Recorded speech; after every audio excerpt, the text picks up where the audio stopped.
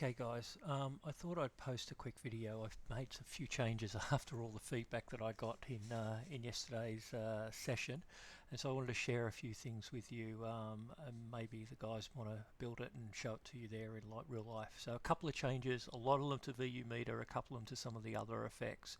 Let me start here. So this is a new sub effect called Color on the VU Meter. What it does is it actually allows you to select multiple colors. In this case, I'm starting with black, then red, then 3 greens. And what it does is as the music intensity builds, it will progressively move the color up towards the green.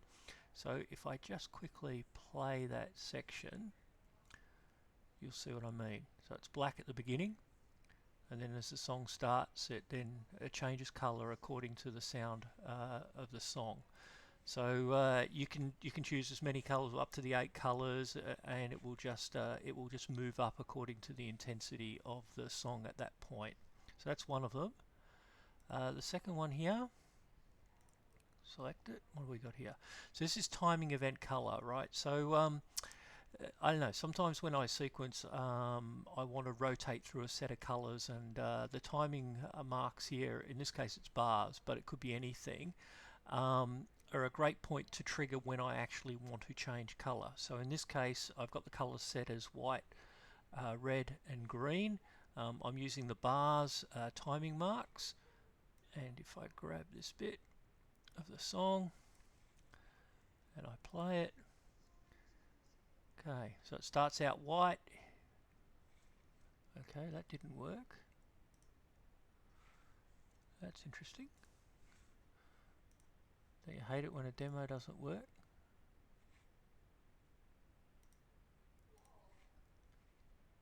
Shouldn't have to have that active. Let me try that one more time.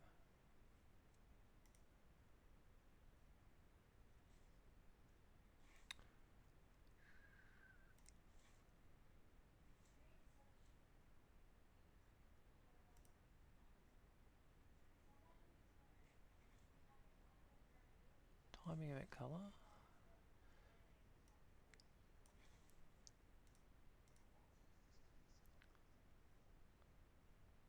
Okay, that's not working. Alright, a bit of work to do on that one. Alright, let's move on. There's no point worrying about it. Okay, so here I actually have 3 effects going at once on 3 different things. I have the spectrogram here, which is showing you what's going on in the song. As you can see, I'll play it for you. In the first part of the song, there's a lot of treble up here, but the bass is pretty small. And then towards the end, the bass kicks in. So there's not a lot going on down here, and then the music builds and the bass jumps up and starts getting quite intense down here.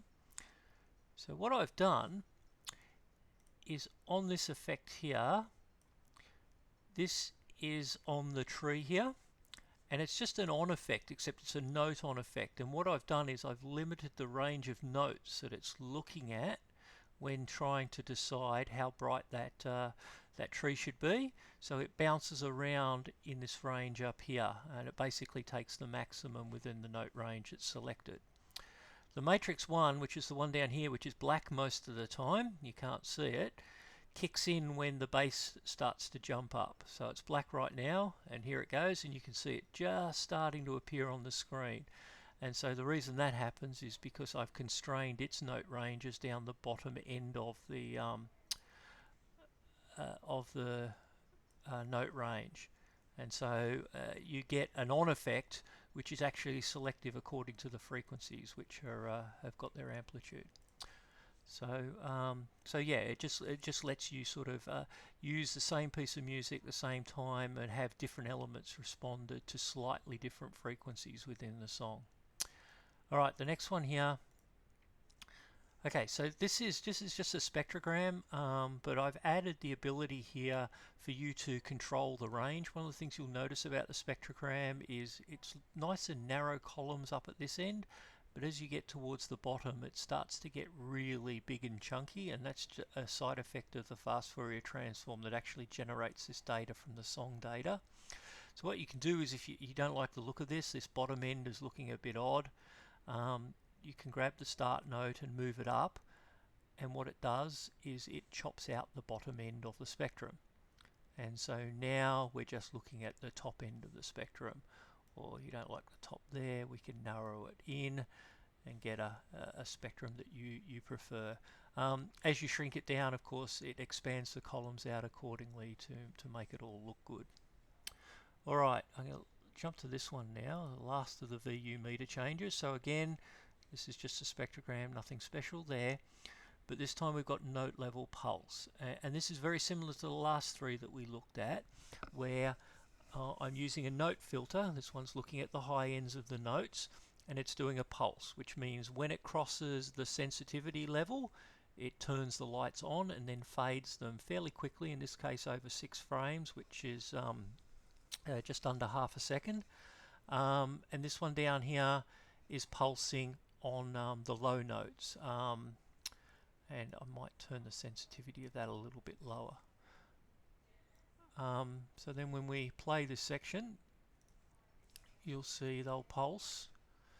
So this one's pulsing a bit early in the song, and then the bass kicks in, and this matrix here starts to pulse as well. So hopefully that sort of gives you a little bit more control and means that you can be a little bit more selective in how the effects respond.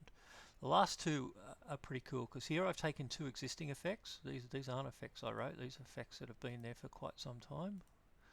Oh, my computer's playing up. It doesn't like, it's running under the debugger at the moment. Okay, so here we're looking at the Meteors effect. Well, we would be if the Meteors effect was working. You can see how laggy my screen is. Hopefully that's why the color effect didn't work. Alright, so here we've got a Meteors effect. Pretty busy part of the song, lots of meteors falling down, but as it transitions into the quieter part of the song, the meteors slow down. So you get less meteors, and they're entirely proportional to the intensity of the music at that point. And of course, if you were to do something like Explode, similar thing. When it's intense you get lots of them, and as it quietens down you get fewer of them.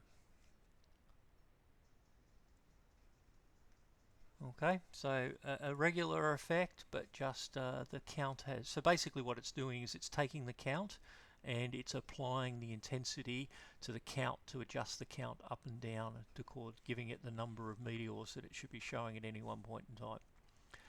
Alright, so this was one of the requests that was made. This is the fireworks effect. And what I've tried to do is set the fireworks to music. Let's see how that goes.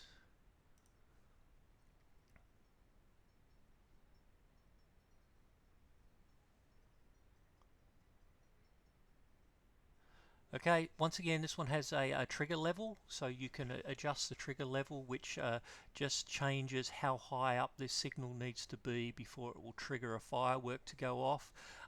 If you apply this effect on a point in time in the song where it's really intense, you either need to change the level so that it's somewhere up here so that it goes on or off, because once you get the level down so that it's always on, the way I've set the effect up is it will launch another firework every second if the trigger level remains exceeded.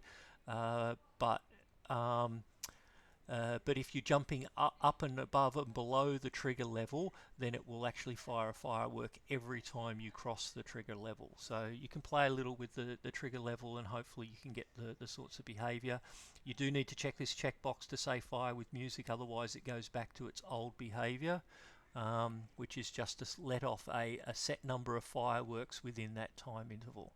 So guys, hope that's interesting. I have to work again on this effect and see why it doesn't work. I still don't get why that didn't work.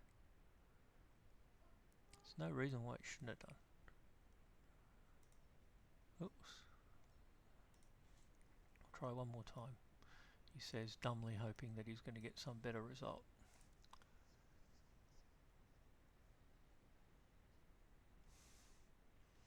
No. Alright, yeah, going to have to look at that one. Okay guys, I'll post this now. Enjoy.